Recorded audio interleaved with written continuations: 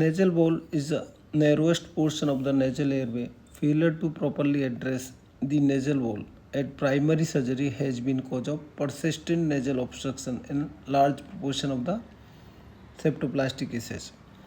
The nasal wall is the area caudal to the nasal bones and it is unique in two aspects. First, it contains the narrowest section of nasal airway, that is internal nasal wall area, and it contains a mobile collapsible segment, that is lateral nasal wall, and its content.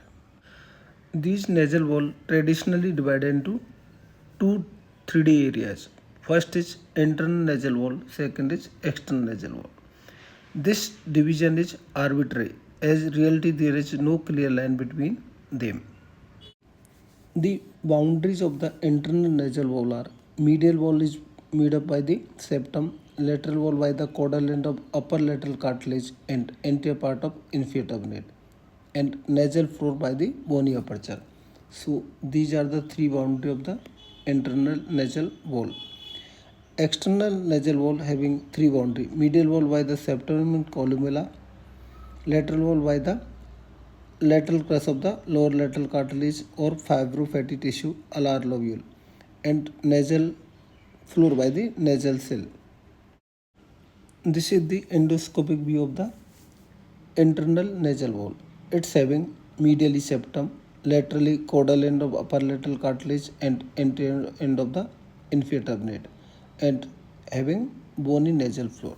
So this is the endoscopic view of the internal nasal wall. It is the narrowest portion of the nasal cavity. And external nasal wall having internal portion of the columella or septum and lateral wall by the lateral crest of lower lateral cartilage and fibrofatty alar lobule, and nasal floor by the nasal cell. So this area is the most anterior area of the external nasal wall. Between two nasal wall there is an area in the lateral wall. That area is contain sesamode cartilage. This is the weakest area of this lateral nasal wall, that is collapsible area, and this area is called as external lateral triangle or weak lateral triangle. Nasal wall angle refer to the angle between the caudal edge of the upper lateral cartilage and the septum. This angle is normally between 10 to 15 degree, and you can see this is the angle between the septum and the lower end of upper lateral cartilage. This angle is called nasal wall angle. To increase this angle, you can put spreader graft so that this angle will enhance and there is airway will open up. This nasal wall collapse may be two types: static narrowing or dynamic collapse. Static narrowing is because of congenital, developmental and traumatic or iatrogenic causes, while dynamic collapse may be because of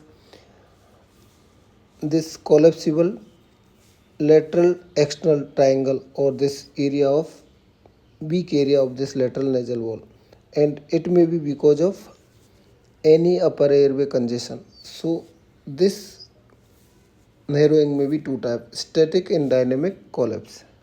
The clinical diagnosis of this nasal wall collapse or nasal wall narrowing you can do with the misting test on the examination mirror or metal tongue spatula.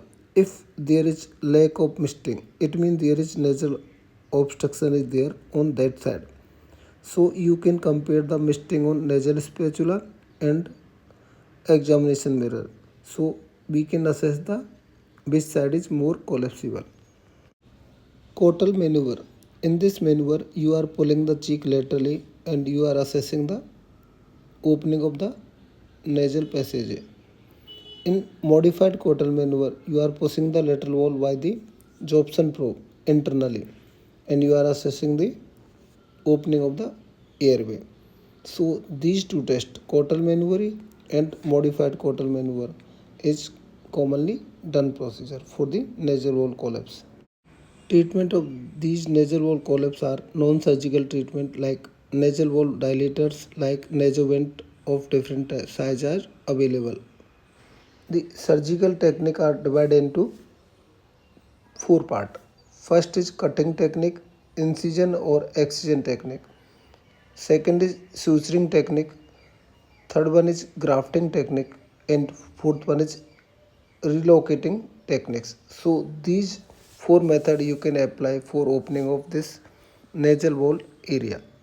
In cutting technique, you can cut or excise the lateral cartilages depending on the size of the obstruction and site of the obstruction.